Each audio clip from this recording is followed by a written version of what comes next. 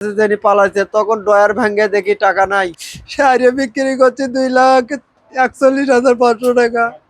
এই মুহূর্তে 3 লাখের উপরে টাকা নিয়ে গেছে।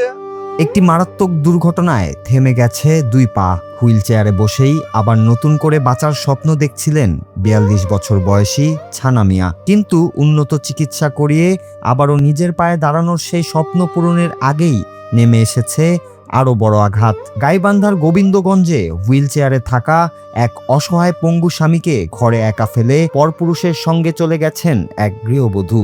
যাওয়ার সময় সঙ্গে নিয়ে গেছেন স্বামীর চিকিৎসার জন্য জমানো প্রায় 3 লাখ টাকা, স্বর্ণালংকার ও গুরুত্বপূর্ণ কাগজপত্র। ছানা মিয়ার দাবি, স্ত্রী মেরিনা বেগম গত 15 আগস্ট সকালে তাকে একা রেখে চলে যান। এরপর স্বজনরা অনেক খোঁজাখুঁজি করেও তার সন্ধান পাননি।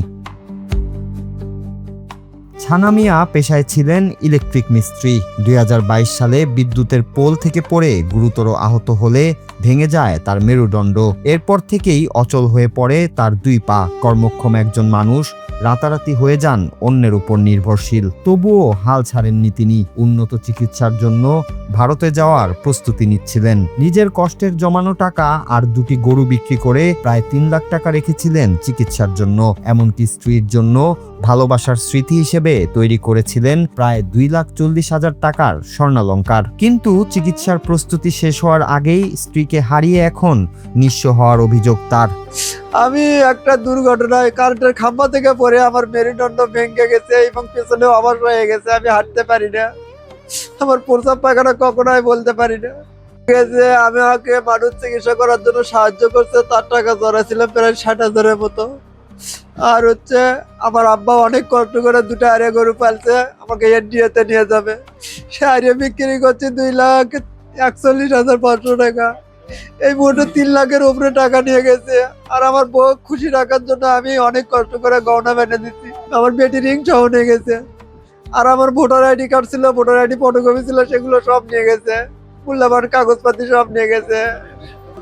আমি 4 বছর হলো অসুস্থ।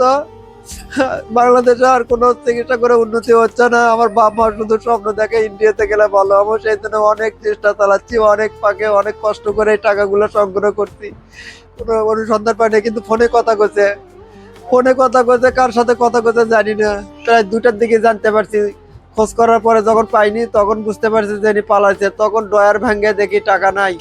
বাক্স খুলে দেখি বাক্স কাপড় চোপড় উল্টা পাল্টা করা, ভালো ভালো কাপড় চোপড় বাইছে নিচে। স্ত্রী চলে যাওয়ার পর 8 বছরের সন্তানকে নিয়ে চরম অনিশ্চয়তায় দিন কাটছে ছানা মিয়ার। একদিকে হুইল চেয়ারে বন্দি জীবন, অন্যদিকে চিকিৎসার শেষ সম্বল হারানোর দাবি, সব মিলিয়ে ভেঙে পড়েছেন তিনি। স্বজনদের দাবি, ঘটনার পর গোবিন্দগঞ্জ থানায় লিখিত অভিযোগ করা হয়েছে। এখন স্ত্রীর সন্ধানের পাশাপাশি হারিয়ে যাওয়া টাকা, স্বর্ণালংকার ও গুরুত্বপূর্ণ কাগজপত্র উদ্ধারের প্রত্যাশা পরিবারের। তবে অভিযোগের বিষয়ে মেরিনা বেগমের বক্তব্য জানা যায়নি। পিঠে বাচ্চা হওয়ার পর ভাতিজে হঠাৎ করে পড়ে পুঙ্গু হয়ে আসে, পোল থেকে পড়ে পুঙ্গু হয়ে সংসার টুকটাক বাড়ি চলছে। মেয়েও ভালো মতো বুঝে শুনে মা করে খাও, করে খাতে খাতে এত বড় করো যা কিছু মেয়ের হাতেই। আর মেয়ের হাতেই মনে করো মেয়ে আর দেখলে গোছাতে কেউই বলতে পারি না, কোন শর্ট থেকে তো কেউই বলতে পারি না। দুর্ঘটনায় থেমে গিয়েছিল তার পা, কিন্তু থামেনি বাঁচার স্বপ্ন। চিকিৎসার মাধ্যমে আবারও স্বাভাবিক জীবনে ফেরার আশা করেছিলেন ছানা মিয়া। অথচ অভিযোগ অনুযায়ী সেই স্বপ্নের জন্য জমানো শেষ সম্বলই এখন নেই তার হাতে। স্ত্রী কোথায়, কী কারণে চলে গেছেন, এসব প্রশ্নের উত্তর এখনো অজানা।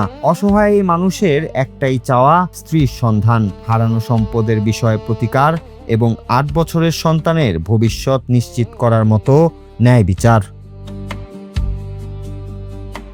Bangla TV news desk.